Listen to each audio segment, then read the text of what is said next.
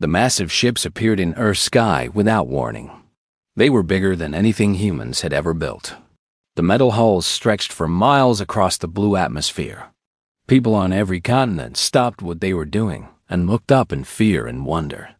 Admiral Zethkar stood on the bridge of his flagship, the Eternal Dominion. He was a tall creature with 4 arms and skin that looked like polished stone. His species, the Kethmari, had conquered 47 worlds in the past century. Today would be number 48.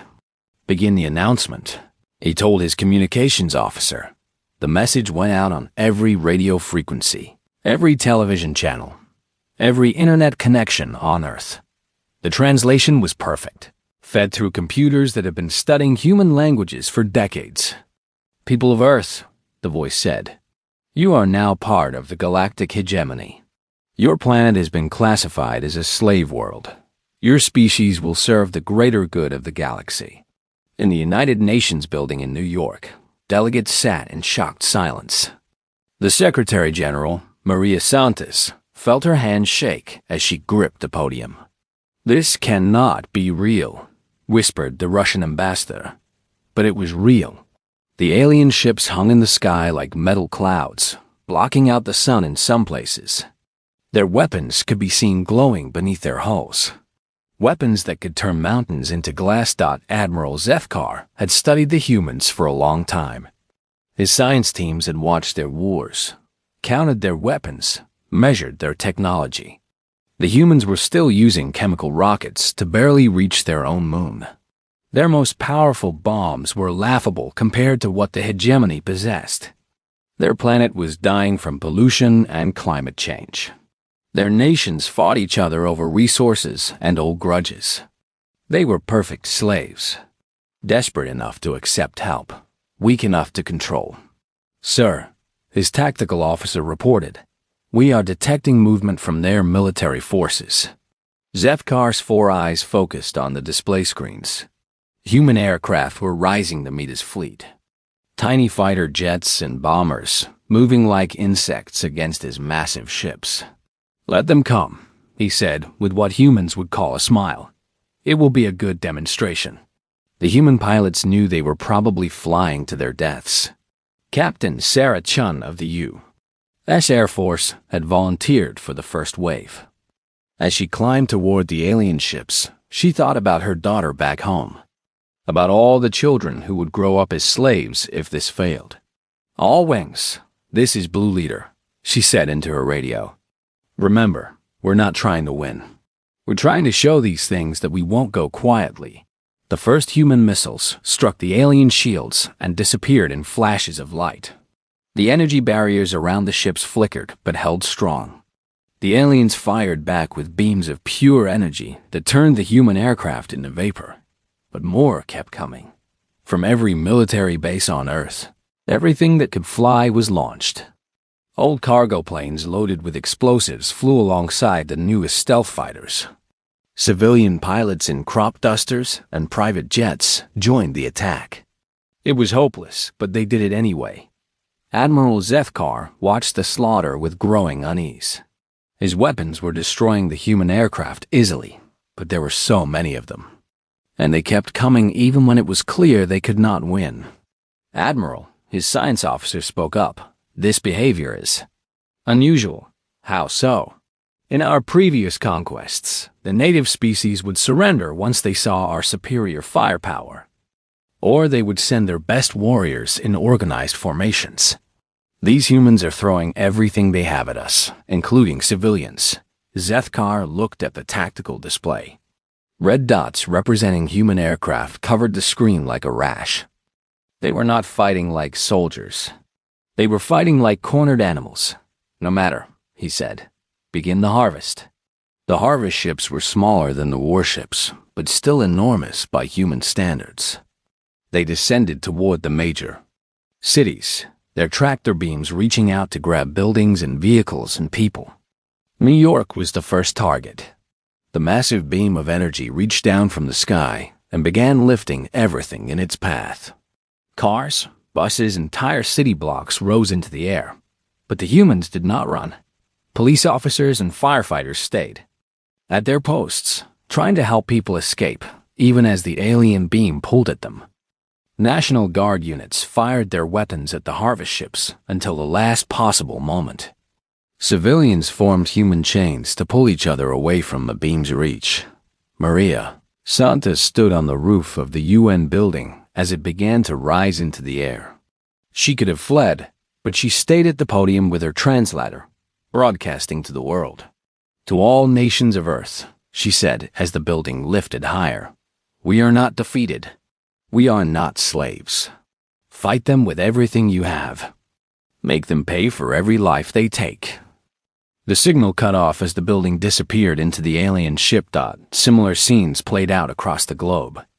In London, the Queen refused to leave Buckingham Palace. In Moscow, the president armed himself and fought alongside his bodyguards. In Beijing, millions of people poured into the streets, not to surrender, but to throw rocks and bottles at the alien ships. Admiral Zethkar received reports from all his harvest commanders. The collection was proceeding, but slowly, much more slowly than expected. "The humans are interfering with the tractor beams," one commander reported. "They are using explosives to collapse buildings before we can lift them. They are destroying their own infrastructure rather than let us have it. And the specimens we have collected are problematic," another added. "They refuse to be processed. They attack the guards. Some have killed themselves rather than submit." Zethkar's confidence began to crack. In 47 previous conquests, the native species had been grateful when the killing stopped. They had cooperated with the harvest, hoping to earn better treatment. These humans seemed to prefer death to slavery. "Double the guard on the specimen holds," he ordered, "and increase the pace of collection. I want this planet stripped clean within the week." But even as he gave the orders, Zethkar felt something he had never felt before during a conquest. He felt uneasy. The humans were weak, their technology primitive, their planet dying. But they fought with a fury that disturbed him. It reminded him of stories his grandmother had told him as a child. Stories about creatures that were more dangerous when wounded than when healthy. Creatures that would tear their own limbs off to escape a trap. He dismissed the feeling and focused on his duty. Earth would fall, like all the others. The humans would learn their place in the galactic order. He had no way of knowing that the real war had not yet begun. The problems began almost immediately after the first harvest ships landed on Earth's surface. Commander Vextal had overseen dozens of planetary harvests before. His job was simple: collect the strongest specimens for labor, eliminate the weak, and establish order among the new slaves. It had never taken more than a few days. 3 weeks after landing, he was still fighting street by street, through what the humans called London. Status report. He barked into his communicator as another explosion shook his command. Post. Sector 7 is still contested. Kingna. Reply from Captain Yorthka. The humans have fortified their underground transport system. Every tunnel is trapped with explosives. We clear one section and they attack from behind. Vextal looked at his tactical display with growing frustration. The red areas showing human resistance should have been shrinking. Instead, they seemed to be growing. His forces controlled the main buildings and roads, but the humans controlled everything else. What about the specimens we have collected? Are they providing useful intelligence? That is problematic, sir.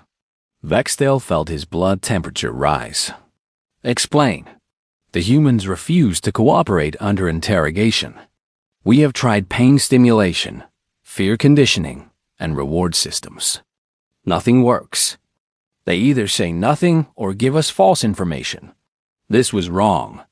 All wrong. In every previous harvest, there had always been collaborators. Weak individuals who would trade information for better treatment. Leaders who would surrender to save their people. Someone who would help establish order, not the humans. They seemed to have no concept of reasonable surrender. A new report crackled through his communicator. Sir, this is Harvest Team 12. We've encountered another anomaly. What kind of anomaly? We found a group of young humans in an educational facility. When we moved to collect them, the adult humans attacked us with primitive weapons and explosive devices. They fought to the death to protect the younglings. Vextel paused. The adults sacrificed themselves for offspring that were not their own? Yes, sir. And the younglings? They did not run when the adults fell. They continued fighting with improvised weapons. This violated everything Vextel knew about civilized behavior.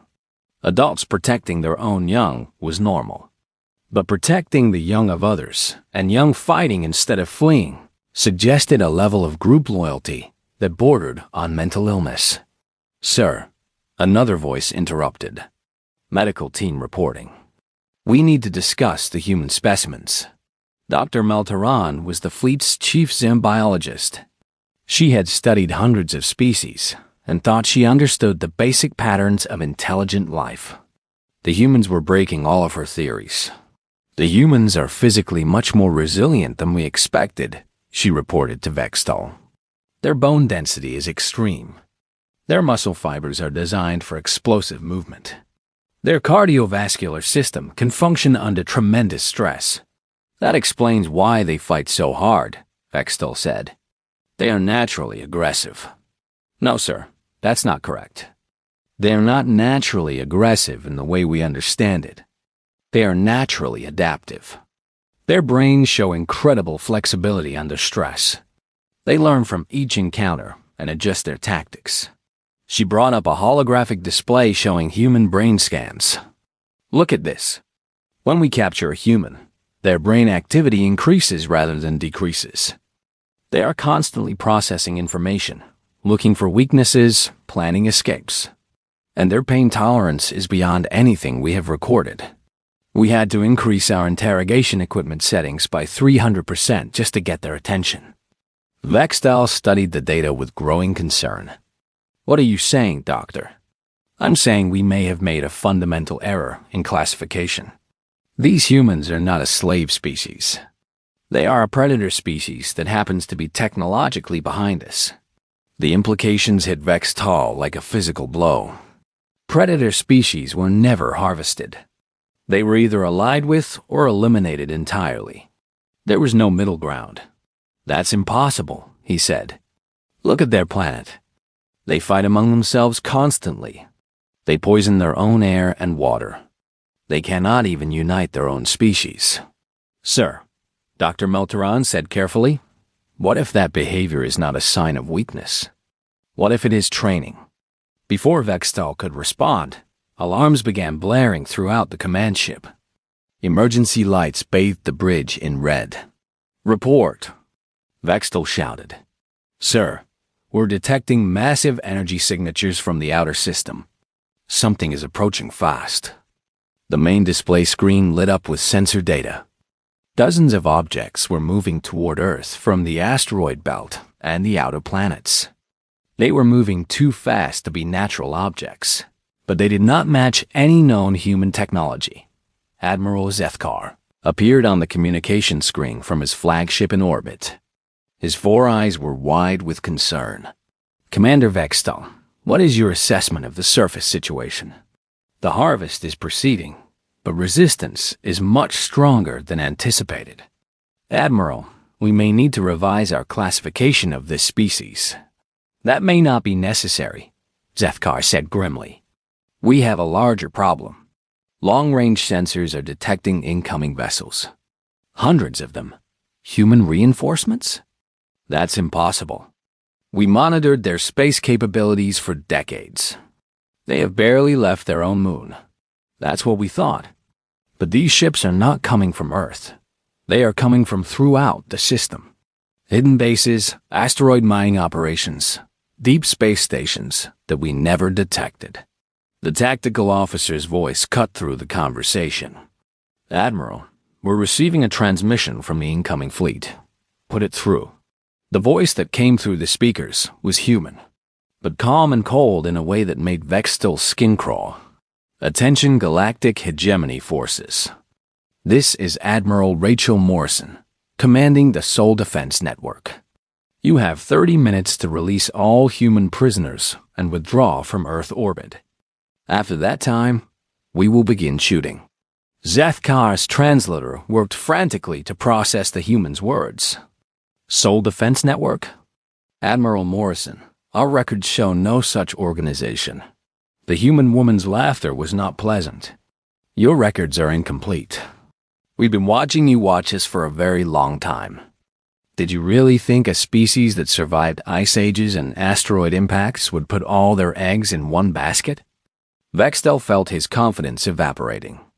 Admiral, request permission to accelerate the harvest. If there are hidden human forces, we need to— Commander, the human voice interrupted. Let me save you some time. Your ground forces are surrounded. Your ships are outnumbered. And every day you stay makes things worse for you. You're bluffing, Zethkar replied. Our ships are superior to anything you could build, are they? Let's find out. The communication ended. Within minutes, the first human ships entered visual range. They looked nothing like the primitive rockets the hegemony had observed. These vessels were sleek, dark, and moved with a precision that spoke of advanced technology and experienced crews. Admiral, the tactical officer reported, his voice shaking. These ships, they're armed with weapons we don't recognize. The energy signatures are completely unknown. Zethkar stared at the approaching fleet with growing horror. For decades, they had watched Earth. They had seen the wars, the pollution, the chaos. They had assumed it was a dying civilization, barely clinging to life on a single world. They had been watching a decoy. Dr. Meltaran's voice echoed through the command center. What if that behavior is not a sign of weakness? What if it is training? The humans had not been failing to unite. They had been practicing. Every war, every conflict, every struggle had been preparation for this moment. While the visible human civilization on Earth drew attention, the real human empire had been growing in secret throughout the solar system. And now that empire was coming to collect its people, Vextel looked at his tactical display one more time. The red zones of human resistance on Earth's surface suddenly looked different. Not like desperate last stands, but like coordinated holding actions. The humans on the ground had not been trying to win. They had been buying time. All units, he broadcast to his ground forces, prepare for immediate extraction. The situation has changed.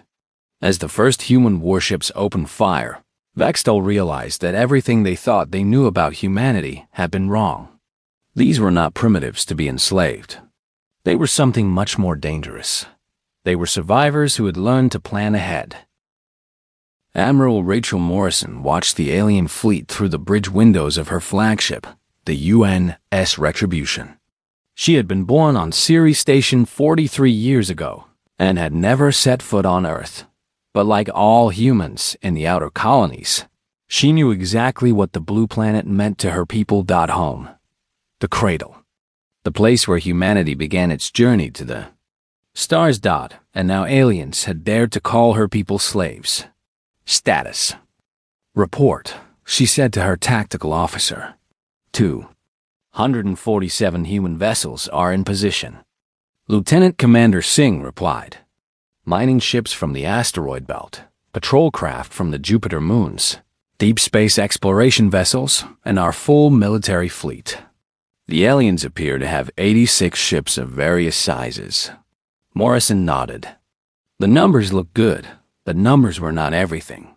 The alien ships were larger and had better defensive systems. This would not be an easy fight. Admiral, came a voice from the communication station.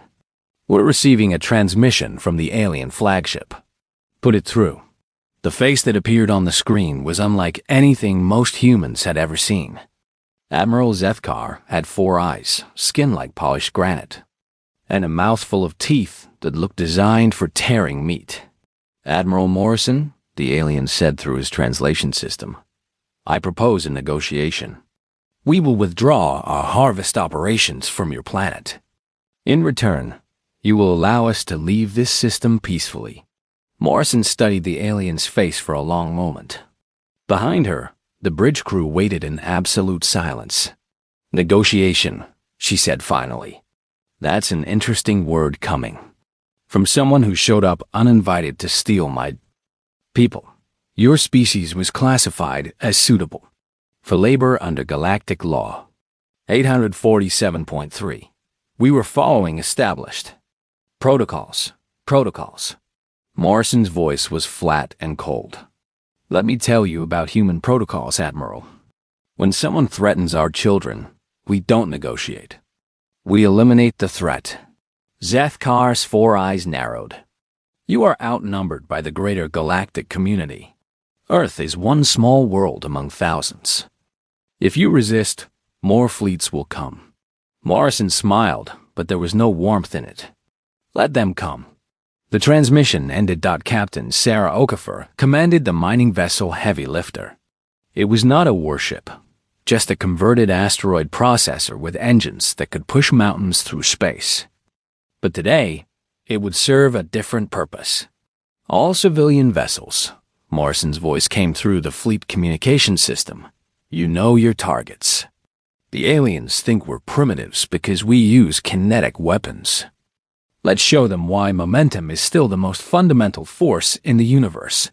The Heavy Lifter and dozens of other mining ships had been loaded with processed iron and nickel from the asteroid belt. Thousands of tons of metal, accelerated to incredible speeds by engines, designed to move planetary bodies. The alien ships fired their energy weapons as the human fleet approached. Beams of coherent light that could vaporize mountains struck the human vessels.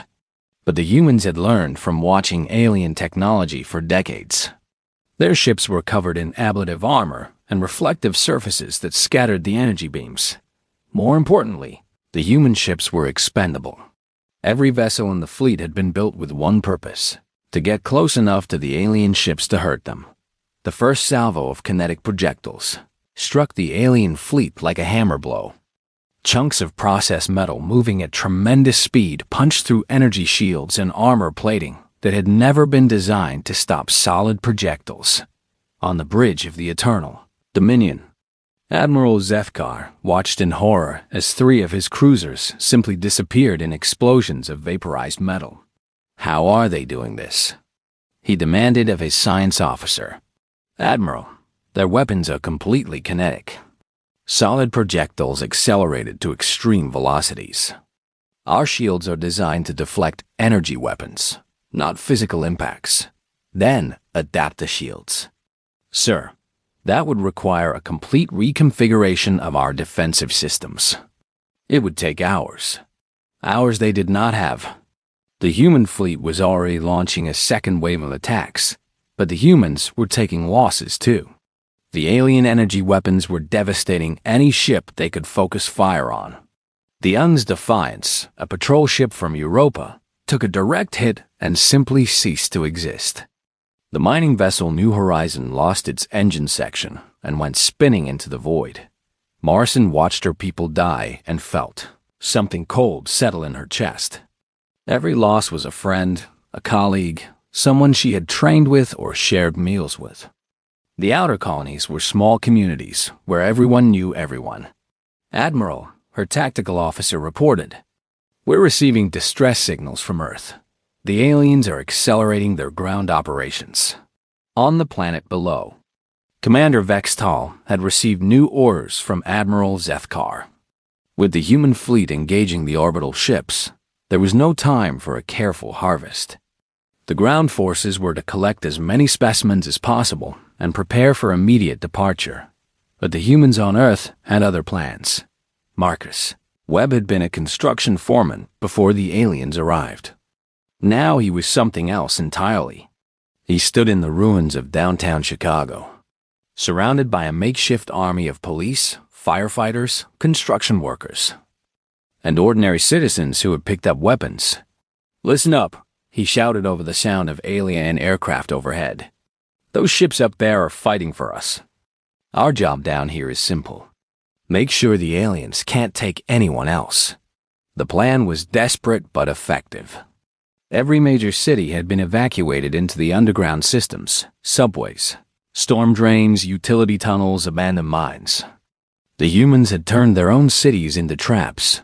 When the alien harvest ships came down to collect more people, they found only empty buildings rigged with explosives. And when they tried to follow the humans underground, they found themselves in a nightmare of booby traps and ambush.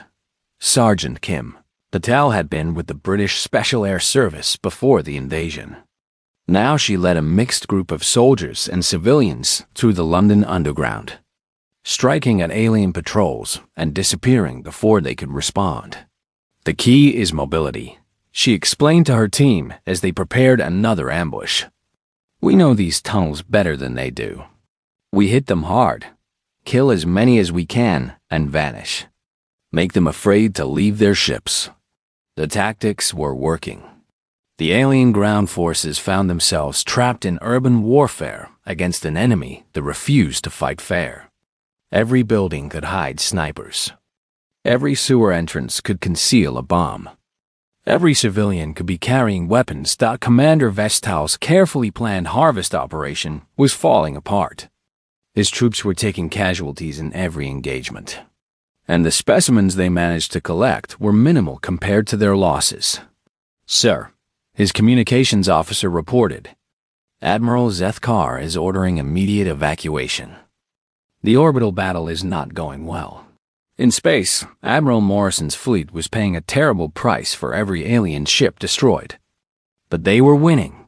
The human ships moved with a coordination that spoke of long practice and careful planning. They used the asteroids and debris fields as cover, striking from unexpected angles and vanishing before the aliens could retaliate effectively. Most importantly, they fought with a fury that the aliens had never encountered. Human pilots rammed their ships into alien vessels when their weapons ran out. Damaged human ships continued fighting even when their hulls were breached and their crews were dying. Admiral, Lieutenant Commander Singh reported, the alien flagship is trying to retreat. Morrison looked at the tactical display. The alien fleet was indeed pulling back, but slowly and in good order. Too many of her people had died to let the aliens escape clean. All ships, she broadcast. Primary objective is rescue of Earth survivors. Secondary objective is ensuring these aliens never come back. The UN's Retribution and her escort ships accelerated toward the alien flagship. The Eternal Dominion was massive and heavily armed, but it was also damaged from the kinetic bombardment and outnumbered. On the bridge of his flagship, Admiral Zethkar faced a decision he had never had to make in 47 previous conquests. For the first time in his career, he was losing. Admiral, his tactical officer called out, the human flagship is closing on our position. They're charging weapons. Zethkar looked at the display screen showing the approaching human ship. It was smaller than his vessel, built for function rather than intimidation. But it moved with a purpose that chilled him. These humans did not fight for territory or resources or political advantage. They fought for something he was only beginning to understand. They fought for each other. Signal the fleet, he ordered. General retreat. Abandon the harvest. But even as his ships began their escape from the Sol system, Admiral Zethkar knew that this was not over. The humans had revealed themselves now. The galaxy would know that there was a predator species hiding in this small corner of space, and the galaxy would have to decide what to do about it.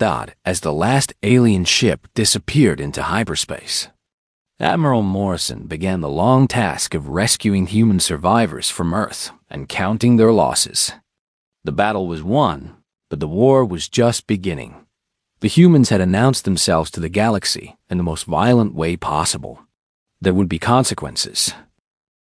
The Galactic Council Chamber was a vast sphere of polished crystal that floated in the zero gravity at the center of Nexus Prime. Representatives from hundreds of species had gathered for an emergency session. Their various forms of breathing apparatus, creating a symphony of hisses and clicks in the artificial atmosphere. High Counselor Ithlara called the assembly to order with a pulse of bioluminescent light from her tentacled body. As the eldest member of the council, she had witnessed the rise and fall of dozens of civilizations. She had never seen the chamber so filled with fear. "We are here to address the failure of the Sol System harvest and the emergence of what appears to be a previously unknown military force," she announced. Admiral Zethkar will provide his report. The Kethmari Admiral's image appeared in the center of the chamber. He looked older than when he had departed for Earth. His stone-like skin cracked with stress lines. "Honorable Counselors," he began, "I must report that Harvest Operation 847.3 has ended in complete failure. The species designated as human has proven to be misclassified." A ripple of concerned sounds echoed through the chamber. Harvest operations had never failed completely. Some took longer than others, required more resources, but they always succeeded eventually. "Define misclassified," said Counselor Rexstick, whose insectoid species controlled 12 sectors. Zethkar's 4 eyes dimmed with what humans would recognize as shame. "The humans are not a primitive slave species, as our scouts reported. They are a technologically advanced predator species that has been deliberately hiding their capabilities." "Impossible," screeched Counselor Hithron, a bird-like creature whose species specialized in intelligence gathering. "We monitored their planet for over 50 of their years. We saw their wars, their pollution, their inability to cooperate even among themselves. With respect, Counselor, we saw what they wanted us to see. While we watched their homeworld, they were building a hidden empire throughout their star system. Mining operations in asteroid fields, research stations on outer planets, military bases on dead moons. All completely concealed from our sensors." The chamber erupted in alarmed chatter. How was it possible for an entire civilization to hide from the most advanced intelligence services in the galaxy? High Counselor Ithlara pulsed for silence. "Admiral, describe their military capabilities." Zethkar hesitated before answering. "They use kinetic weapons almost exclusively. Solid projectiles accelerated to tremendous velocities. Our energy shields are useless against such attacks. Kinetic weapons are primitive technology." Counselor Rexstick clicked dismissively. "Any species can throw rocks." "These were not rocks, Counselor.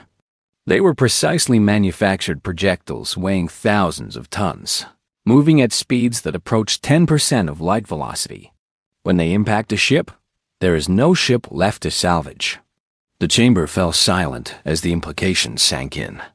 The galaxy's military technology had evolved to use energy weapons because they were more efficient and easier to control. Physical projectiles were considered wasteful and primitive. But the humans had turned that assumption into a deadly advantage. "How many ships did you lose?" asked High Counselor Ithlara. 37 vessels completely destroyed. 22 more severely damaged. Out of my original fleet of 86 ships. The numbers were staggering. In 47 previous harvests, Admiral Zethkar had lost fewer than 10 ships total. And the harvest itself? We collected fewer than 50,000 specimens before being forced to retreat. Most were recovered by the humans during our withdrawal. Counselor Rexstick's mandibles clicked with agitation. "This is unacceptable. No single species can be allowed to resist the galactic hegemony. If the humans are permitted to defy us, others will follow their example." Murmurs of agreement rippled through the chamber. The stability of galactic civilization depended on the understanding that resistance was futile. If that changed, everything would collapse into chaos. "What do you propose?" High Counselor Ithlara asked. "A punishment fleet," Counselor Rexstick replied without hesitation. 500 ships from a dozen species. We glass their entire system and serve notice to the galaxy that rebellion has consequences.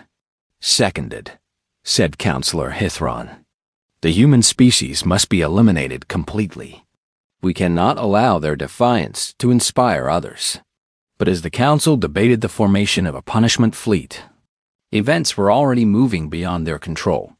Captain Lisa Jiang, had been born on Titan Station and trained as a deep space reconnaissance pilot. For the past 5 years, she had been serving the most classified unit of the human military, the ones who watched the Watchers dot her ship. The Unshadow was one of 12 vessels designed for long-range infiltration missions. It was smaller than a shuttle, but equipped with stealth technology that made it effectively invisible to galactic sensors. She had been following galactic hegemony ships for years, mapping their trade routes, studying their technology, and most importantly, learning their weaknesses. "Control, this is Shadow 7, she transmitted to Earth. "I have eyes on the Council meeting. They're planning a massive retaliation fleet." The response came from Admiral Morrison herself. "Understood, Shadow 7. Estimated timeline? They're talking about 500 ships from multiple species. Assembly time? Maybe 2 months. Copy that. Continue surveillance and prepare for Phase 2. Phase 2 was the part of the human plan that even Admiral Morrison hoped they would never have to use. For decades, while the galaxy watched Earth, human infiltrators had been traveling throughout galactic space. Not as conquerors or spies, but as something much more dangerous. His friends. Dr. Alex Petrov had spent 15 years on the Vrextic homeworld, studying their insectoid biology under the guise of academic exchange. The Vrextic were proud of their scientific achievements and eager to share with other species. They had no idea that Dr. Petrov was actually a human military biologist. He had learned everything about Vrextic physiology, including their one critical weakness. Like many insect species, they were vulnerable to specific protein toxins that could disrupt their nervous systems. When the activation signal came from Earth, Dr. Petrov was ready. The bioweapon he released into the Vrextic capital's water supply was precisely tailored to their genetic structure. It would be harmless to any other species, but absolutely lethal to the Vrextic. Within hours, the entire planetary government was dead. Similar attacks happened simultaneously across the galaxy. Human infiltrators who had spent years building relationships, gaining trust, and learning secrets struck at the same moment.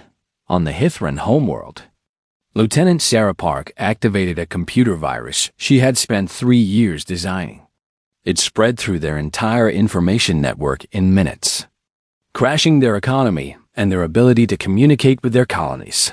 On the Kethmari military headquarters planet, Sergeant Mike O'Connor used his position as a cultural exchange officer to detonate a series of precisely placed explosives that destroyed their main shipyards.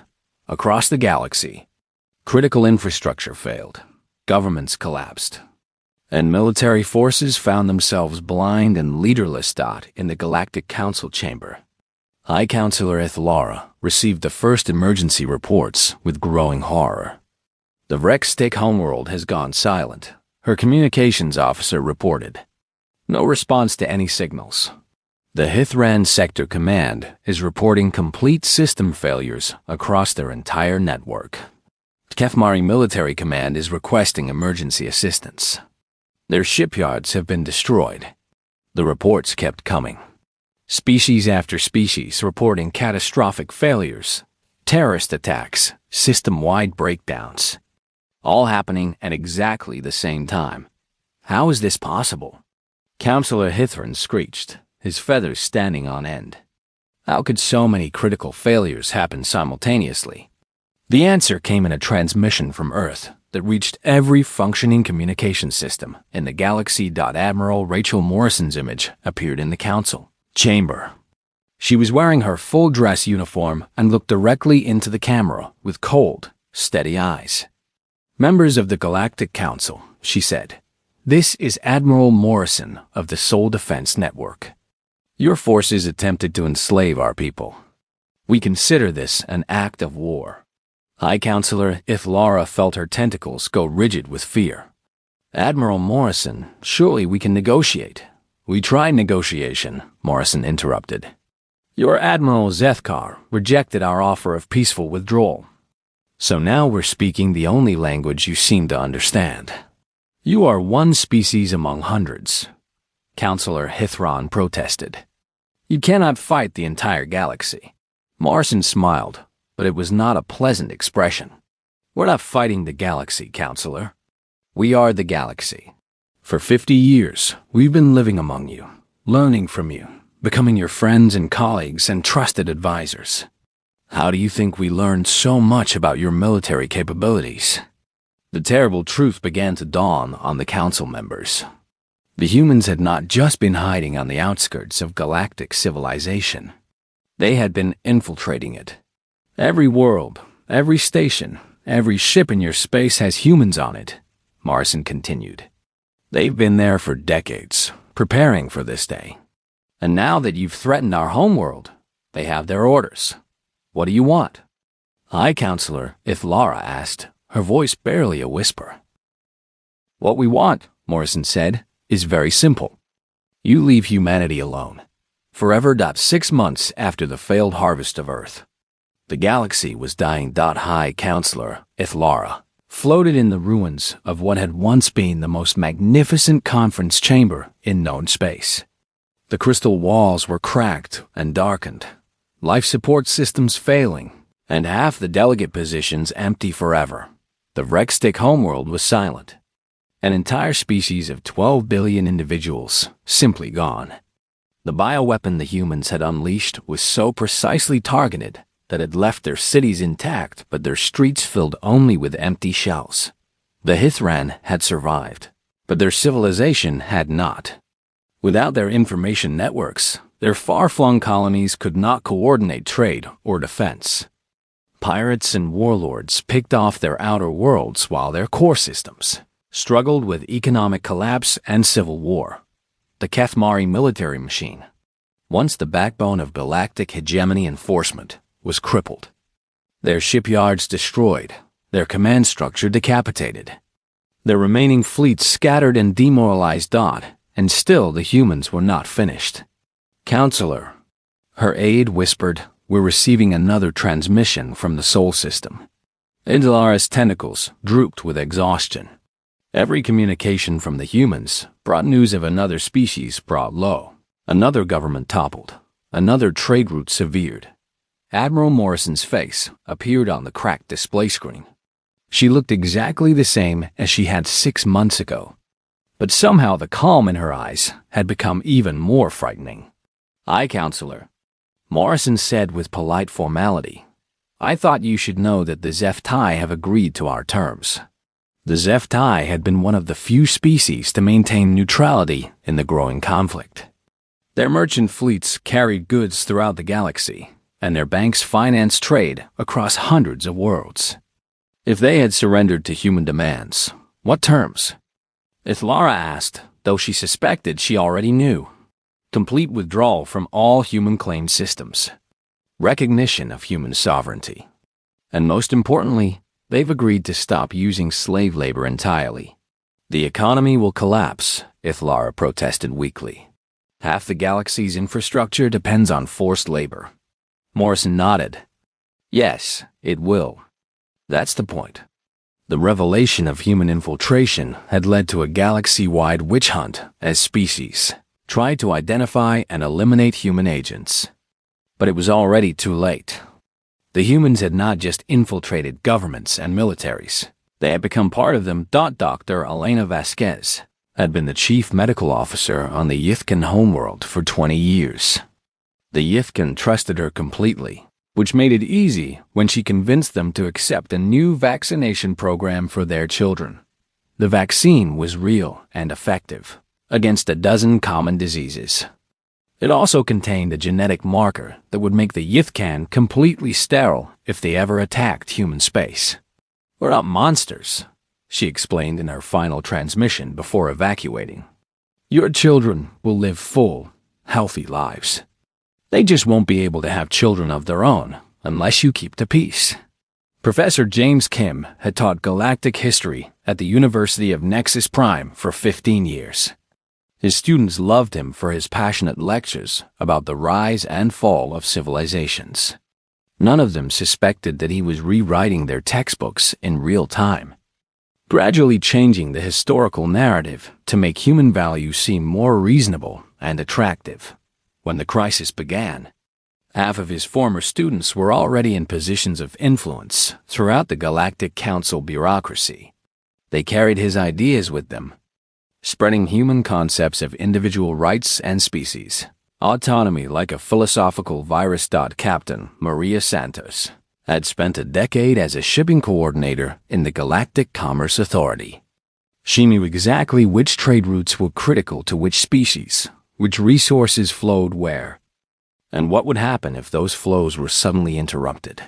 When she activated the computer, viruses she had been quietly installing for years, she did not destroy the galactic economy. She redirected it. Critical shipments began arriving late or at the wrong destinations. Payment systems developed glitches that always seemed to favor human-friendly species.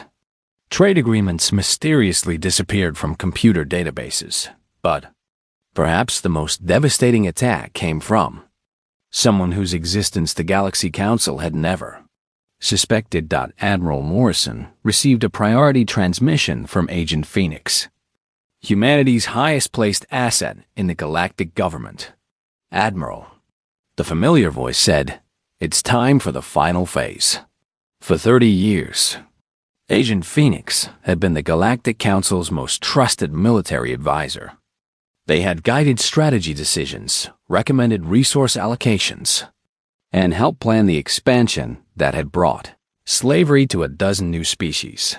They had also been feeding every piece of information back to Earth. "Understood, Phoenix. Execute Operation Prometheus." Agent Phoenix walked into High Counselor Ithlara's private office as they had done thousands of times before. The counselor looked up from her displays, showing the latest reports of system failures and economic collapse. "Phoenix," she said wearily, "please tell me you have some good news." "I do have news," Agent Phoenix replied, removing their translation device and speaking in perfect human English for the first time in 3 decades. "Though I doubt you'll find it good." Ithlara's tentacles went rigid with shock. You're human."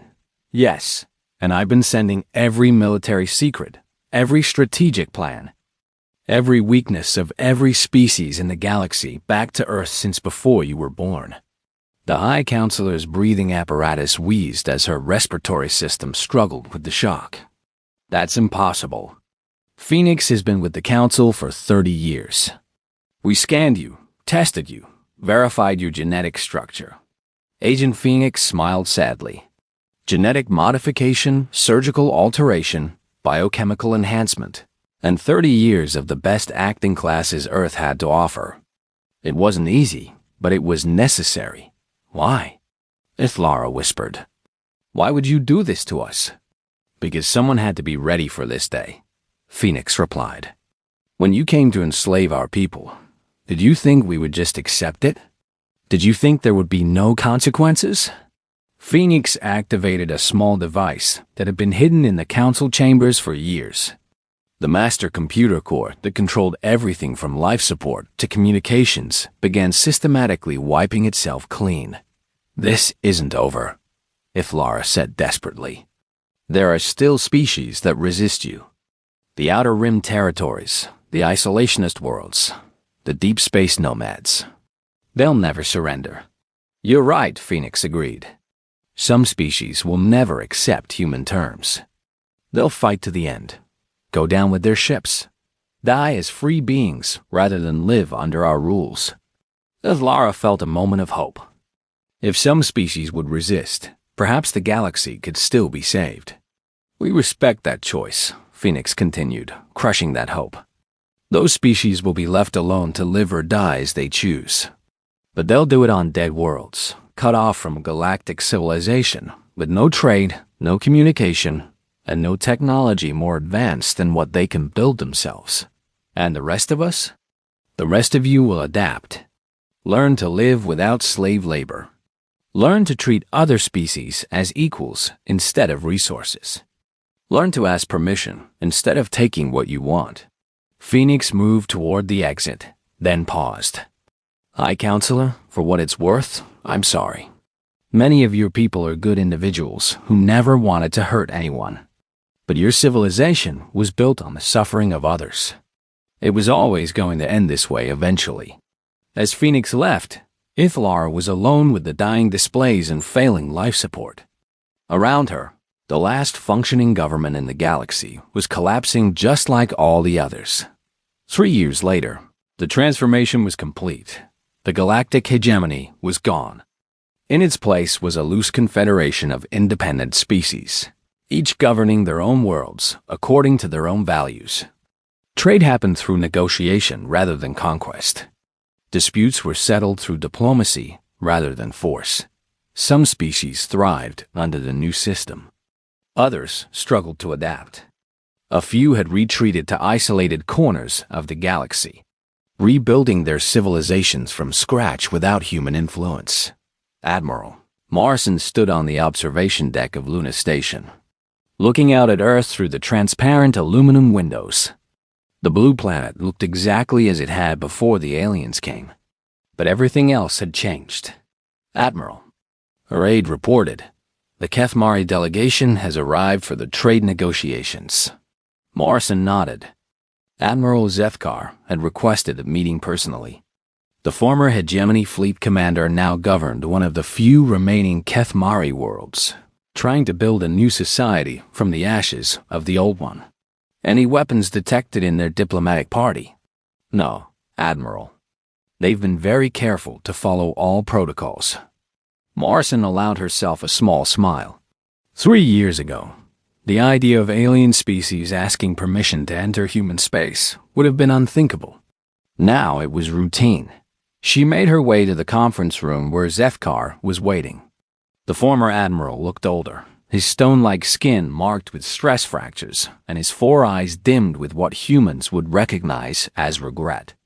Admiral Morrison, he said formally, thank you for agreeing to this meeting. Admiral Zethkar. Or should I say, Governor Zethkar now?